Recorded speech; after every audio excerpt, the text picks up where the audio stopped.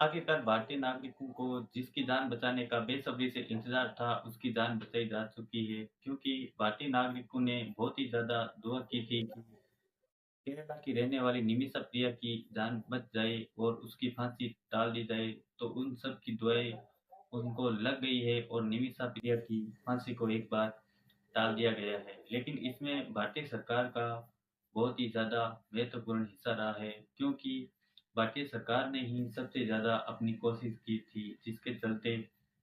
निमिषा की फांसी को टाला गया है। और साथ ही भारतीय मुसलमानों ने भी अपनी अहम भूमिका निभाई है, इसके पीछे उनका भी बड़ा हाथ है। जैसे कि आप सबको पता है कि निमिषा प्रिया केरला की रहने वाली नर्स होती है, जो कि यमन में जाकर सरकारी अस्पताल में नौकरी करने लग जाती है। निमिषा एक छोटे से गरीब परिवार से रहने वाली लड़की होती है, जो बहुत ही ज़्यादा मेहनती और होशियार लीडर लड़की होती है, जो यमन में जाकर सरकारी अस्पताल में जॉब करने लग जाती है।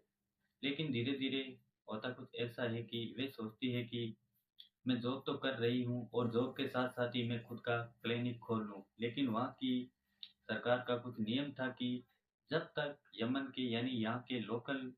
बंदे का उनके साथ में कोई संपर्क नहीं हो, तब तक उनको लाइसेंस नहीं दिया जाता है। तो धीरे-धीरे वे एक तलाल नाम के लड़के से दोस्ती करती है और दोस्ती करने के बाद में वे उसके नाम से ही पार्टनरशिप में एक क्लिनिक खोल लेती है और क्लिनिक भी उन दोनों का बहुत ही अच्छी तरीके से चलने लग जाता है।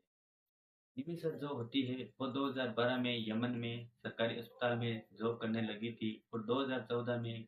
वे यमन के लोकल तलाल नाम के नागरिक से मिलती है और 2015 में दोनों मिलकर तलाल के नाम का लाइसेंस लेकर वे दोनों क्लिनिक खोल लेते हैं और उस क्लिनिक से उन दोनों को बहुत ही ज़्यादा अच्छी इनकम भी पैदा हो रही थी और वे दोनों एक दूसरे के साथ में बहुत ही ज़्यादा खुश भी रहते हैं। लेकिन धीरे-धीरे समय के साथ में एक बार तलाल के मन में धोखा देने के इरादा आ जाता है और वे सोचता है कि निमिषा मेरे ही नाम का लाइसेंस लेकर वो यहाँ आकर क्लिनिक खोल के मेरे से भी ज़्यादा अच्छी इनकम कर रही है और मेरे नाम का लाइसेंस लेकर मुझे ही अपने साथ में पार्टनर यानी कम हिस्सा दे रही है, तो मुझे इसके लिए कुछ करना होगा। और इस प्रकार से वह निमिषा को बहुत ही ज़्यादा परेशान करने लग जाता है। लेकिन इस प्रकार से उन दोनों के बीच में काफ़ी विवाद बढ़ जाता है, तो तलाल और निमिषा एक दूसरे के साथ में रहना नहीं चाहते हैं और जिसके चलते तलाल निमिषा का पासपोर्ट छीन लेता है और पासपोर्ट छीन जाने के बाद में निमिषा और ज़्यादा घबरा जाती है कि अब मैं आखिर में इंडिया वापस कैसे जाऊंगी, तो मुझे कैसे ही करके इससे ये मेरा पासपोर्ट वापस छीनना है। तो एक बार अप्रैल 2017 में वे तलाल को एक बेहोशी का इंजेक्शन देती है, जिससे वे सोचती है कि शायद ये बेहोश हो जाएगा और बेहोश हो जाने के बाद में मैं इससे अपना पासपोर्ट वापस छीन लूँगी। लेकिन उस इंजेक्शन का ओवरडोज़ ज़्यादा हो जाता है, जिसके चलते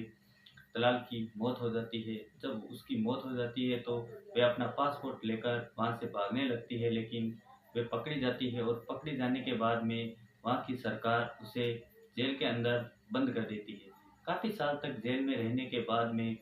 उसे फांसी की सज़ा सुना दी जाती है और 16 जुलाई 2025 को उसको फांसी होने वाली होती है। लेकिन भारतीय सरकार ने काफ़ी कोशिश की, जिसके चलते निमिषा की फांसी टल जाती है। और आगे क्या होगा, इसको फांसी दी जाएगी या नहीं दी जाएगी, इसके बारे में अभी तक कुछ कह नहीं सकते, लेकिन फिलहाल के लिए इसकी फांसी को टाल दिया गया है।